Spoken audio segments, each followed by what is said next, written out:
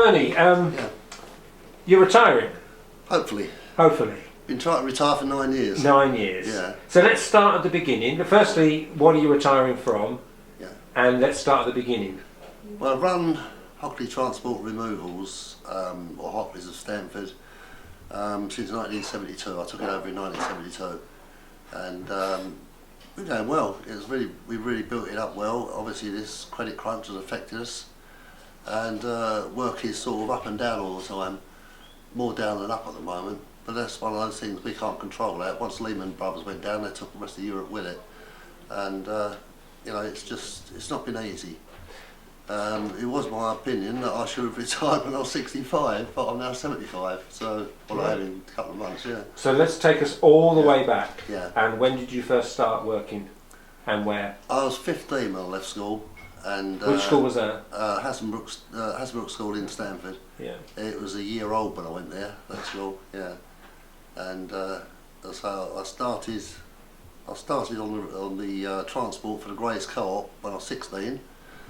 And a few months later, the assistant on that removal side of the business had to be called up into the army, which is what they did then, and I was offered the job of taking his place. So I did. I took it over, and I was there for a while. Then I changed my job. Then I went on to other things.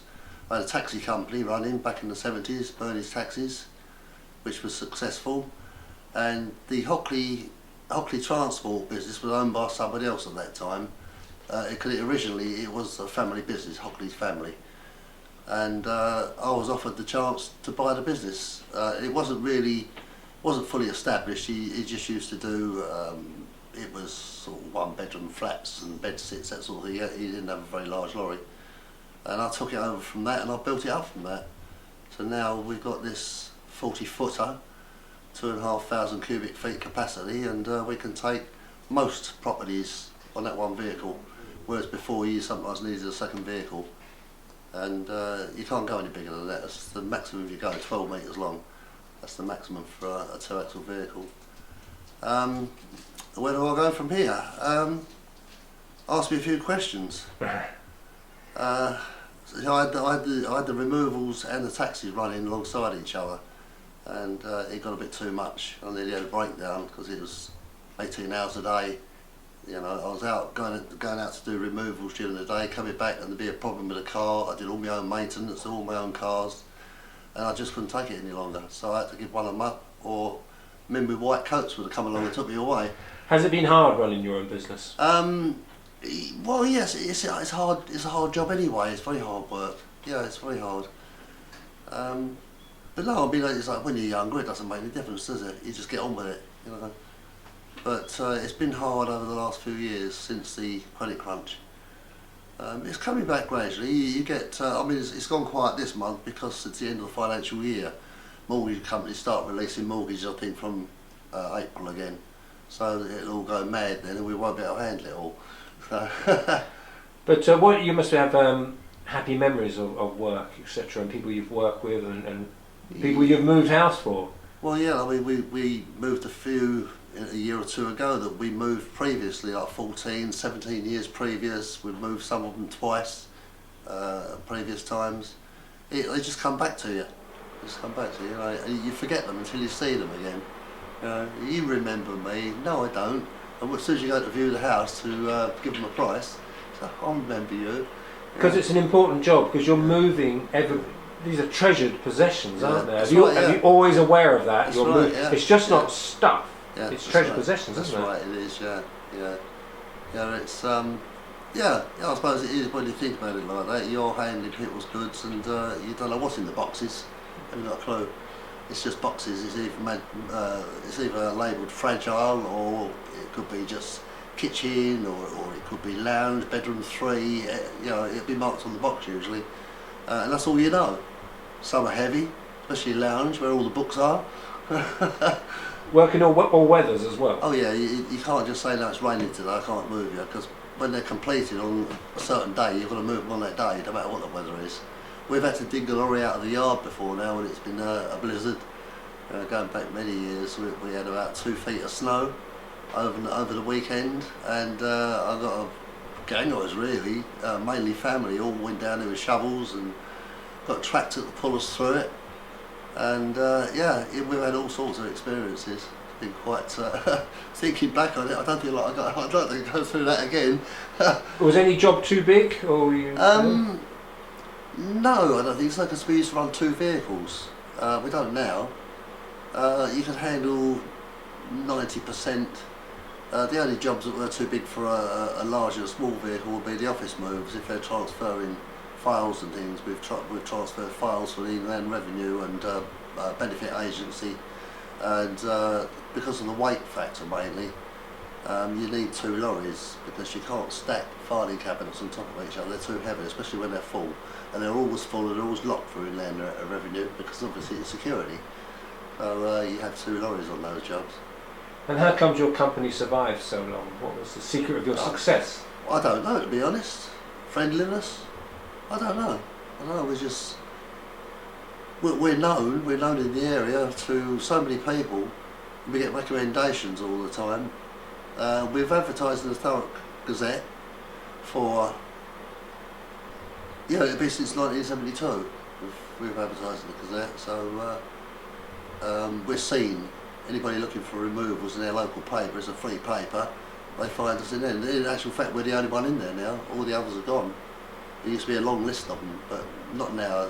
They've all gone. It's just us.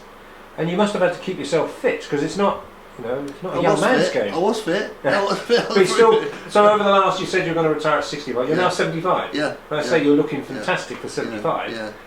But you've kept yourself in good nick. Yeah, well, if you're working all the time, you are in good condition. But when it goes quiet, you get a heavy job. It's so tiring. Because you're out of the norm.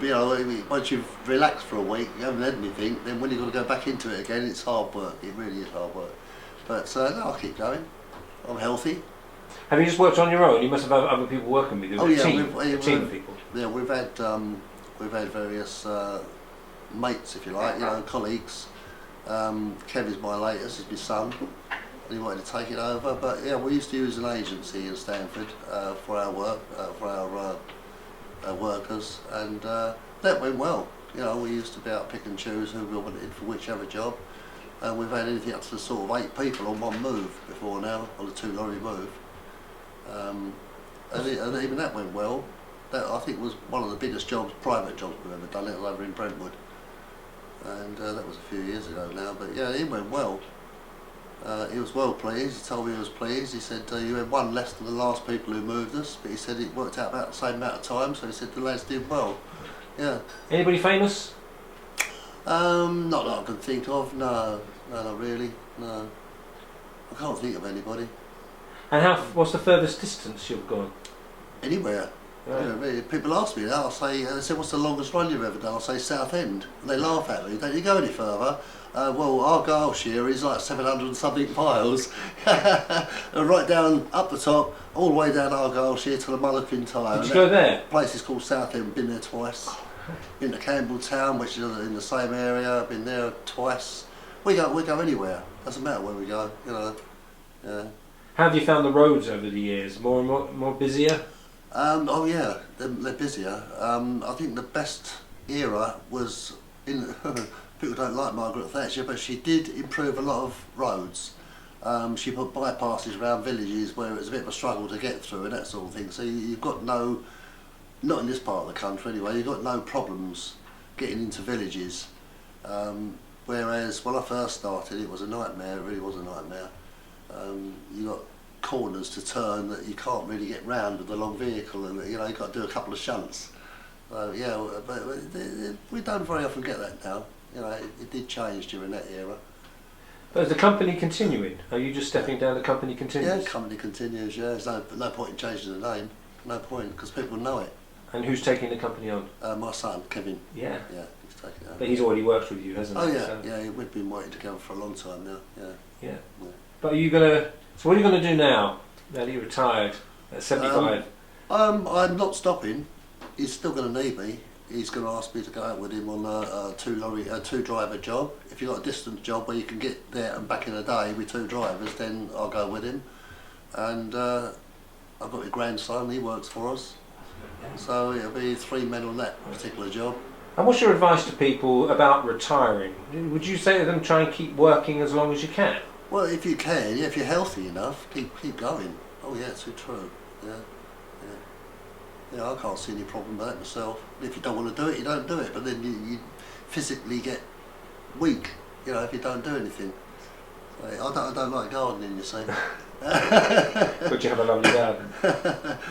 Okay, Bernard. Well, thank you very much for your time. That's okay. I guess the company's an important part of Stanford La Hoop history, isn't I it? would think so, yeah. It was first started, I was told, we moved the grandson of the original Hockley family into a house which used to be the office in Butts Road in Stanford. It was right next to what used to be called the gasworks. There was a big gasometer there at the bottom of the road. I believe it was North Thames Gas Board or something at that time. And we moved him into there, into what used to be, it was a house, but it was a home office, same as we've got. And he said, we were going through the files, he said, we found the files for when Hockley Transport was registered. He said that was 1936. But he said, I don't know what happened to it. He said, because 2 or 3 of us were sorting through things that weren't there. He said, we might have thrown it out or destroyed it. But he said, the record is 1936. That was before the war. And he first started, because Hockley's was a family, one part of the family did coal, they still do it I believe. Obviously not the same now as they used to be. But he did the coal and his brother decided he's going to break into removals. And I think they probably did a lot of moves during the war. And he didn't have a furniture lorry at that time, he used to use one of the coal lorries. And they'd hose it off the night before, let it dry overnight if it was summertime, and then put like a canvas tilt over the back. That's how you used to move people. We did move somebody many years ago. He said, oh, you moved me 43 years ago. I don't think so somehow. That was during the war. And yeah, he said, yeah, they moved me on a coal lorry with a tilt on the back, and he said it was alright. But he said then, he didn't have much. Didn't have much at all, so it didn't matter. He said it was only going down the road a few miles. So it was just a slow run, and you know, it got there. There was nowhere to tie any furniture up, so it didn't fall over. It all had to be placed in. But nowadays it's totally different. So it's all got to be wrapped and tied and secured in the lorry, you know. Yeah. Well, again, Bernie, thank you very much for your that's time. okay. I really appreciate it.